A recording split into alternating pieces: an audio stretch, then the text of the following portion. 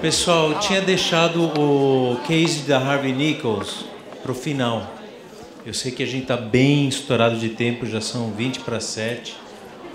A sequência de vídeos dura apenas 15 minutos. Se vocês tiverem um pouco de paciência, quem quiser assistir, e aí depois a gente faz um encerramento, tá legal?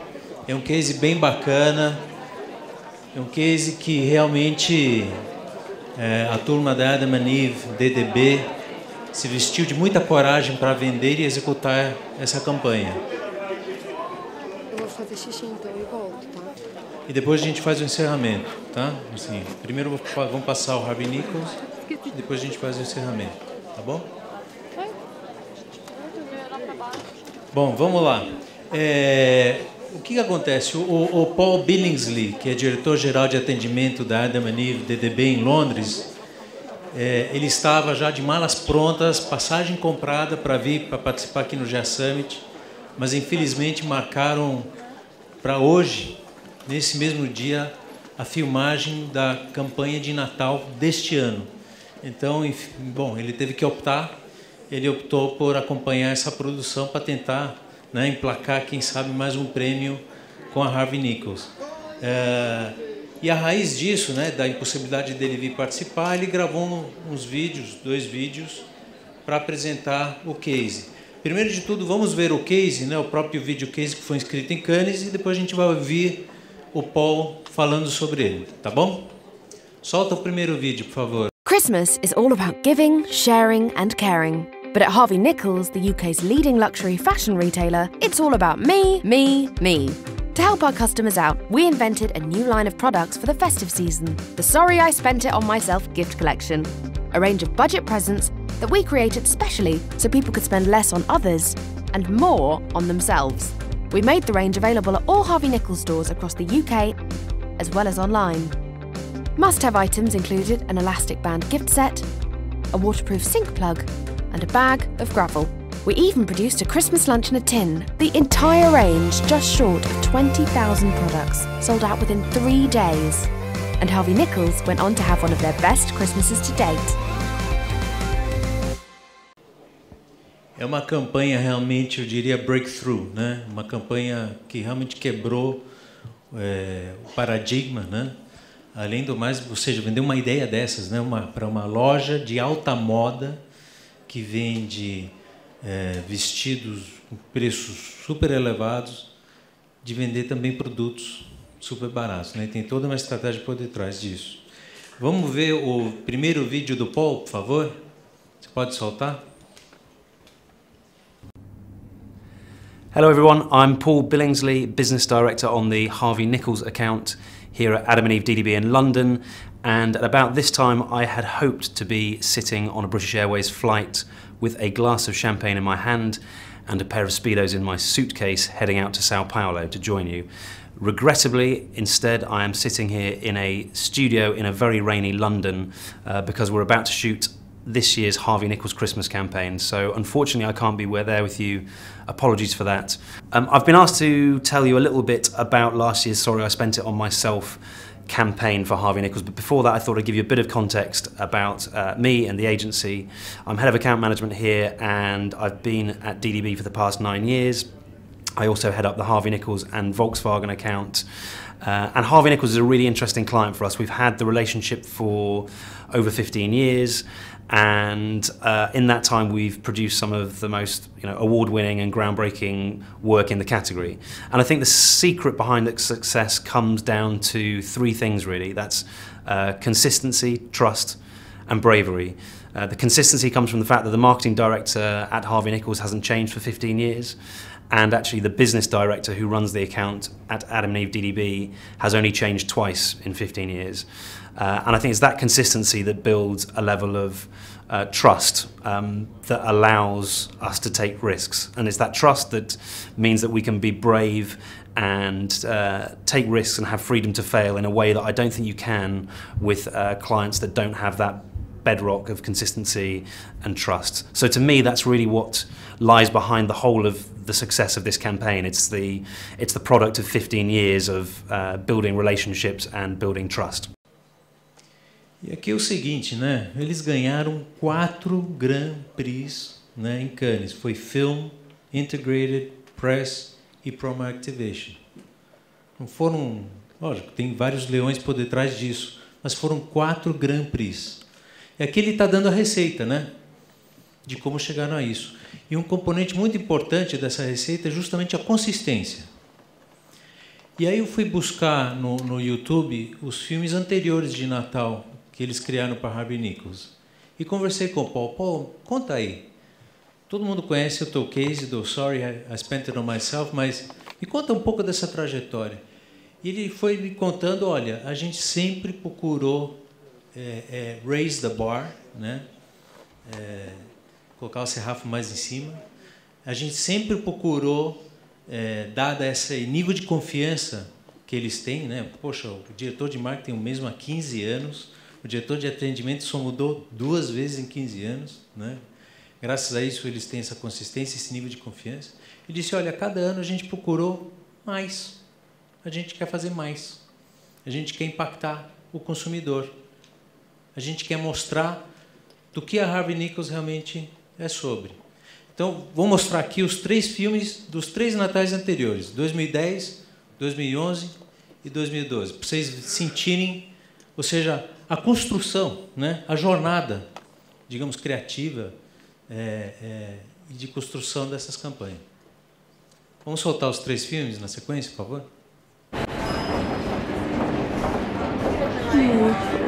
Do you have any other colours? Of course. Try this. That works.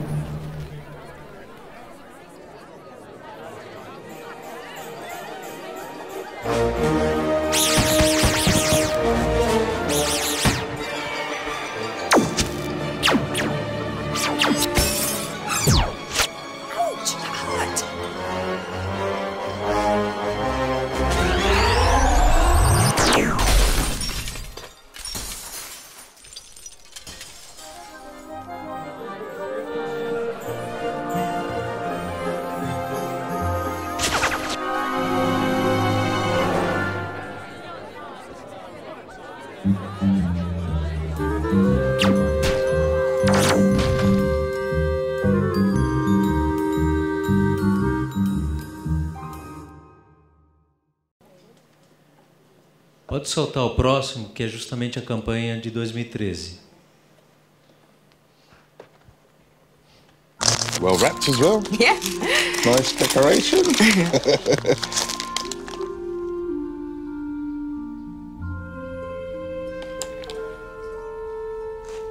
Elastic bands. Elastic bands from Harvey Nichols, Dad. Sorry, I spent it on myself. Gift collection. Yeah, that's what the range is called. Elastic band gift set.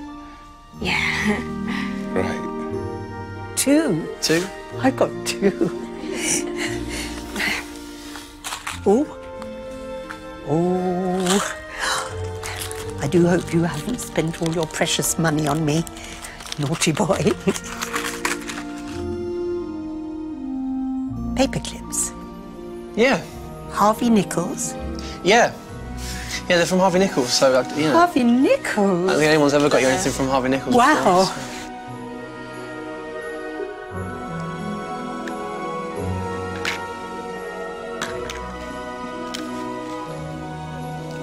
so. It's toothpicks. Yeah. You love toothpicks.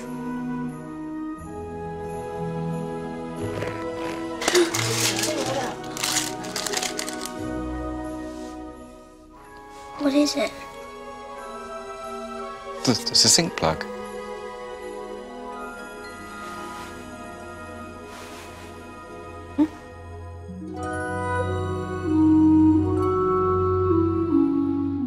A little something for them, a bigger something for you.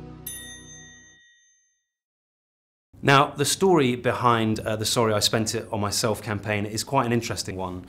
Christmas is obviously a key trading time for fashion retailers, and it's the most fiercely competitive time of the year. Everyone spends their budgets there, and Harvey Nichols actually has remarkably small budgets for the size of brand it is. And so for us, there was a real challenge for how we would get standout and share a voice in an extraordinarily cluttered and fiercely competitive time of year.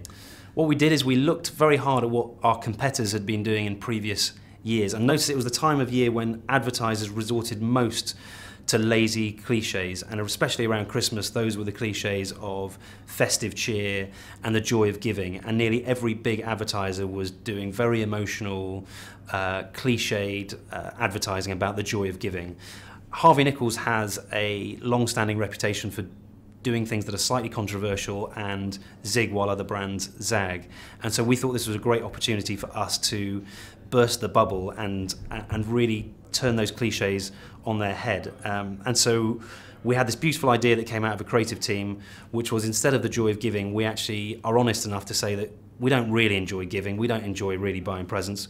What we'd really like to do is spend our money on ourselves, and the idea was to embrace the spirit of selfishness around Christmas and to harness that for Harvey Nichols. It was a great idea, but like any great idea, we weren't really sure whether we could do it because it took us into a territory that we'd never really been before. We'd never produced a range of products for a client, we'd never got involved in packaging, in distribution, in pricing, so all these things were largely unknown to us. So when we went to the client and presented the idea, they immediately loved it, but their first question was, can you do it? We had no idea whether we could, but when someone asks you that and you know you've got a great idea, there is only one answer you can give. Of course, it'll be absolutely fine, trust us. We said that, then ran back to the agency and immediately worked out what on earth we were going to do to make this beautiful dream a reality. And I think with these sorts of projects, you can either be intimidated by them and say, well, this is new to us and we're not sure how to handle it, or you can just make sure that everyone is enthusiastic, passionate, totally committed to it, and you just run at it and you solve everything and you clear all the hurdles as you go. For Harvey Nichols, we have a very small team, and it was the secret to the success of this was that everyone on that team was absolutely committed to making what was a brilliant idea a brilliant reality. So we had the account manager immediately got on a train and travelled up and down the length of England looking for these products that we could sell. So finding lumps of coal in Yorkshire, gravel in Lincolnshire, going down and finding sink plugs and toothbrushes, and just generally making a nuisance of themselves. So while they were doing that, we had a project manager who was on the phone to China, trying to have discussions about packaging and distribution, and suffice to say, having an English person who doesn't speak Chinese speaking to a Chinese person who doesn't speak English is not an awfully easy conversation, but it's one that we had to have, and so it's, you know, we just embraced the challenge and got on with it. And at the same time, I was involved in a very uncomfortable conversation with the chief exec of Harvey Nichols, who was very keen to understand why I thought it was a good idea to remove very expensive, high-profit fashion items from his store and replace them with very low quality, loss-making, cheap products that had nothing to do with fashion. And all these things, I think, are obstacles that you have to just take in your stride and do what needs to be done to clear them. The interesting thing about this project is that it reminded me of all the things that account management brings to bear on a project, and the role that account management has in bringing great ideas to life. Obviously, this idea starts with a creative team, and it couldn't exist without them. But without an account management team, that's all it will ever be. It will only ever be an idea, and it's account management that takes that idea, breathes life into it, and makes it a reality. And I think you can never underestimate the fact that all these ideas that are winning at Cannes and at the Clios and wherever else around the world would never happen if it wasn't for account management. So I think the qualities that made this campaign a success are also the qualities that make for a great account manager. In my view, that is an ability to build strong relationships. There's no way a client will ever buy high-risk, category-breaking work unless they trust the account manager who they see on a daily basis. I think you need tenacity. You've got to have tenacious account managers, because it's not easy for clients to make this stuff, and you're going to be doing things that you don't know how to do, and you have to just be tenacious and run at things and solve problems and not be intimidated by them. I think resourcefulness is also a key quality that you require, because you need to find ways around obstacles that you didn't anticipate. And above and beyond all else, I think, you know, you need a passion for great creative work. You know, at the end of the day, the thing that makes the long hours worth it, that makes the difficult conversations with the chief exec of your client or with the man in China who you can't understand, is because at the end of it you think we are going to make something brilliant, and it's going to be something that people sit up and take notice of and that we're all proud of. And I think an account manager's job is to be as creative and as passionate and as dedicated to it as the creative team that came up with the idea in the first place. I've spoken for quite long enough, so I'll just finish by saying thank you very much for listening. I'm very sorry that I couldn't join you out there. I hope it's given you a bit of an insight into what lay behind this campaign and what made it as successful as it is. Hopefully, if this year's campaign is anything like as good as last year's, I will have another chance to be invited out and to talk to you next year. Thanks. Muito bem. Impressionante como certas palavras se repetiram ao longo do dia, né? Confiança, paixão, né? São palavras que foram faladas aqui e que, não por coincidência, estão sendo repetidas aí nesse vídeo. Tá? Bom, se vocês tiverem alguma pergunta para o Paul, por favor, deixe com a equipe, com a organização. Eu vou passar as perguntas para ele. Deixem seu e-mail junto e prometo que nos próximos 2 dias a gente terá as respostas. A gente vai publicar as respostas, de repente, também no Facebook. Tá legal? Isso aí, vamos para o encerramento, Marcinho? Não, o encerramento é só para agradecer. A gente considera o Summit um dos principais pilares do GA hoje. A gente tem o curso, daqui a pouco quem vai fazer a aula tem que ir para a classe, já são 7 alguma coisa, 7h30 começa a aula. E a gente tem esse negócio que é um resumão do ano, ao mesmo tempo que é uma perspectiva do ano que vem, sempre do próximo ano. A gente consegue trazer a perspectiva econômica ligada ao empreendedorismo, cases de pessoas que não se falaram, de nego que está em Londres, e todos eles têm uma consistência brutal. Se pegar o que o Robert está falando aqui, todos eles falaram coisas comuns, todos eles deram a letra do que a gente precisa ser para ter sucesso. Tem uma coisa que o Leandro falou bastante, nosso patrocinador aqui, amigos, mais uma vez, só que nada disso seria possível sem essa turma aqui. Estou falando agora de Casa Vaticano, eu apresentei no começo, você não estava olhando. A gente fala uma coisa, a gente vai almoçar, a gente fala uma coisa que é o CNR. gente está formando um grupo aí que se chama CNR, que é cu na reta. Tem que ter essa cabeça, a dor do dono e o cu na reta. Assim. A gente faz isso pelo business nosso, pela agência que você trabalha e pelo negócio do cliente. O ponto do Pedro Cruz, que se repetiu, que acabou de falar agora da paixão, de você identificar uma ideia, brigar por ela, porque ela vale milhões de sacrifícios que vão aparecer no caminho. A Kombi também foi falado isso, porque da UMAP, o Felipe falou isso. Está o tempo todo na nossa cabeça.